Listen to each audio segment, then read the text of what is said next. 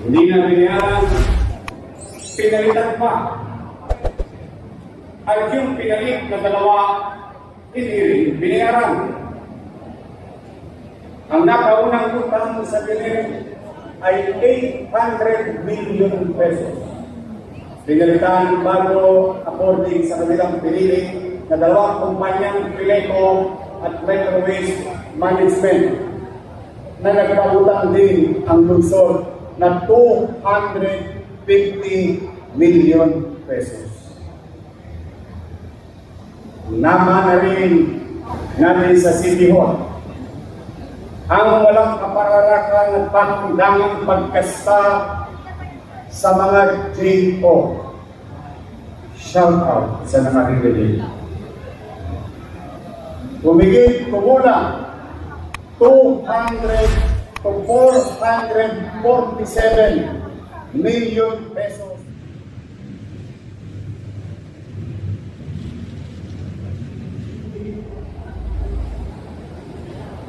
Shout out sa nakarinig kay Judy.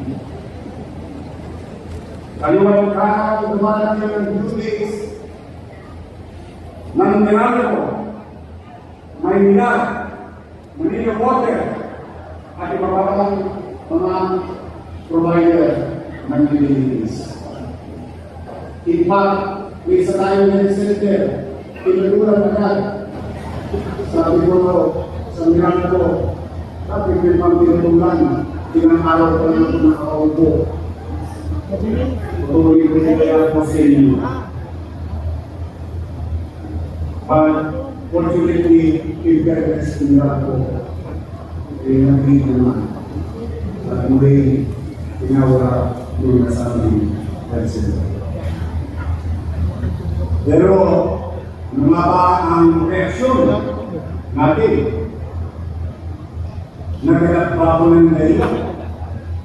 Hindi. Hindi natin ginawang dahilan ang mga itong upang tayo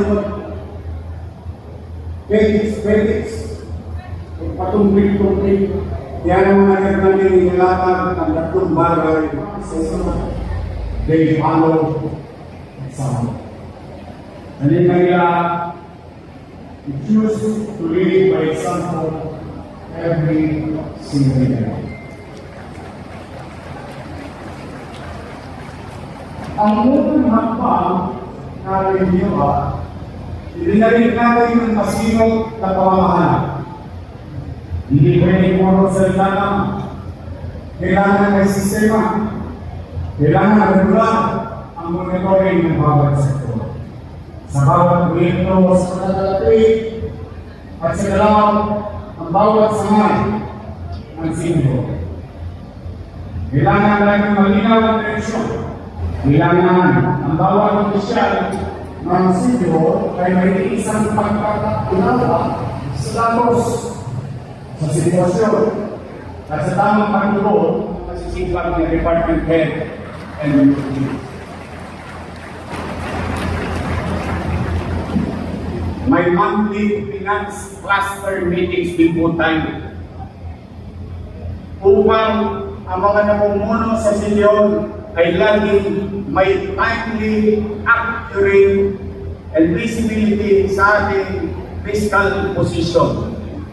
Hindi pwedeng hula-hula lang. Nagkaroon tayo ng 13 local health board meetings. Ibig sabihin po, halos buwan-buwan natin sinusulit kung saan kumabagal, saan nagkukulang, o saan gumaganda ang delivery ng health services sa Manila.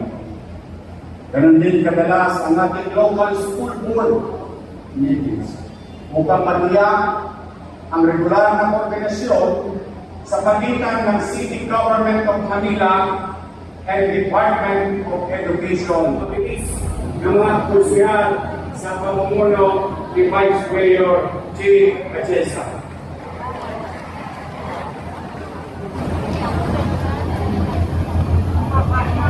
A well-run City Hall means a better Manila for all.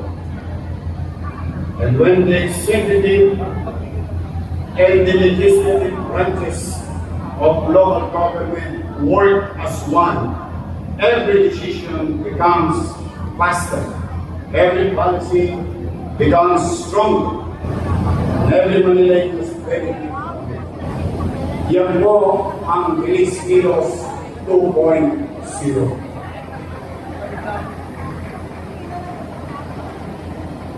Mga batang Maynila, mga pinamahal ng nanay at tatay ko doon. Punta naman natin sa mga polisiya nito, sa mga gawain nito, sa mga ipinalubak nito, saan naman tayo napunta? Ano ang linakuha natin naman sa loob ng ating pamamahala ng isang taon na ngayon sa pamumuhay natin sa lungsod ng Maynila? Sa masinong na pamamahala, mas mahusay ang revenue collection. Ang inyong pamahalang lungsod, umangat ang collection efficiency sa dating 62.9% noong nakaraang administrasyon, July 2024 and 25, tungo sa 90.3% sa unang taon ng termino natin. Mula sa July 2024 hanggang June 2025, umabot lamang sa 15.5 billion ang city revenue. Ngunit sa panahon natin together, mula July 2025 hanggang June 2026, pumalo ito ng 19.2 billion o mataas ng 24%. Ang mga negosyante, mamayang nagbabayad ng buwis sa bandang panahon. Maraming salamat po sa inyong lahat.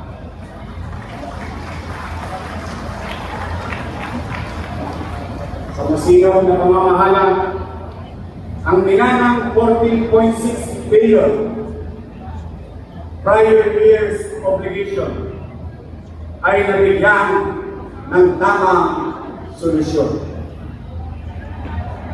Hindi man kahit ako, kahit kami, hindi namin lubos nakalain. Bagamat nasala tayo sa pananalapi. Nais kong ipahayag sa inyo mga taga-Luzon ng Manila, mga nandito sa Napo, sa Manila, at sa kanyang bahay. Tayo po ay nakapagbayad ng 8.8 billion pesos. Out of 8.8 billion pesos, 7.8 billion pesos dito ay binayaran natin sa prior year's obligation na iniwan. Ang utang, ayoko naman tayo tawagin ng ating kanilang manubang.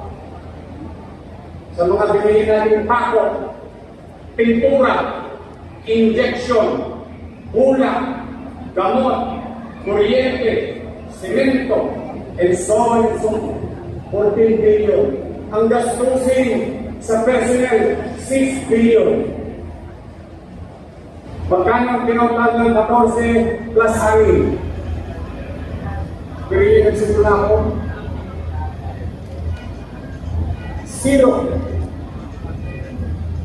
Pero sa awa ng Diyos at sa pagtitiwala ng taxpayer, kundi tayo nababangon at nairaos pa natin bayaran ang lumang obligasyon.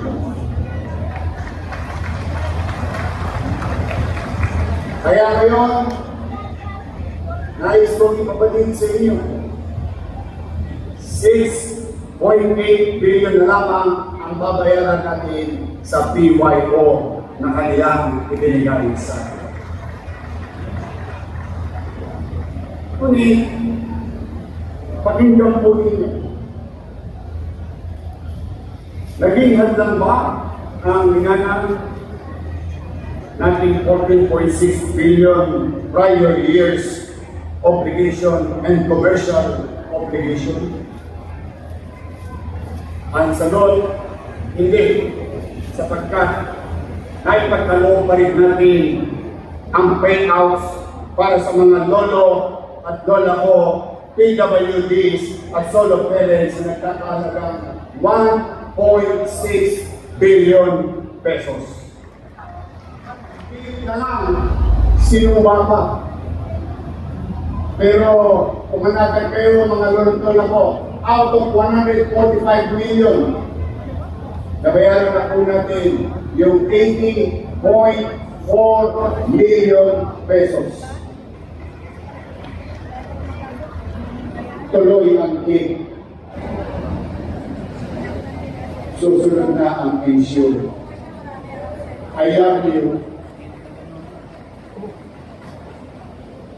Hindi naging lang ang 14.6 billion na PYO upang may pagkaloob natin ng tamang oras ang sweldo, year-end bonus at week-end bonus at incentives ng mga CTO employees, pati na ang bayad sa DEO, COS, personnel na kakalagang 6.8 billion pesos.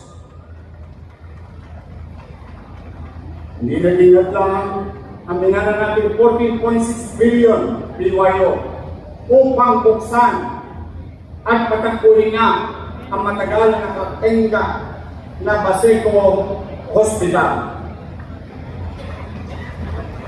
Upang buksan ang newly renovated health center tulad ng Bagyong Magsaysay Health Center, Valeriano Poroso Health Center, upang maglagay ng sapat na gamot at makabagong kagamitan sa 7 ospital, 46 health center na nagkakalaga ng 390 million pesos.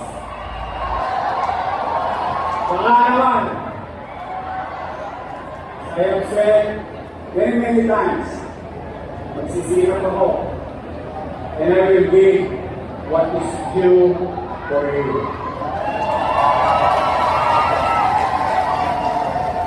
Bukas ang hapon, check nyo na. I'm happy for you.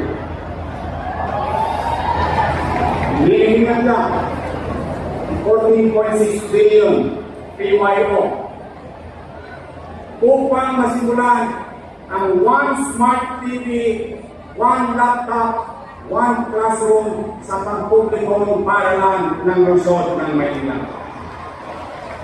Umabot sa 684 smart TV at 1,379 laptops ay naipamahagi sa kinder at grade 1 sa Luzon ng Maynila. Maligayang katulisan sa araw ng mga batang Maynila. Maraming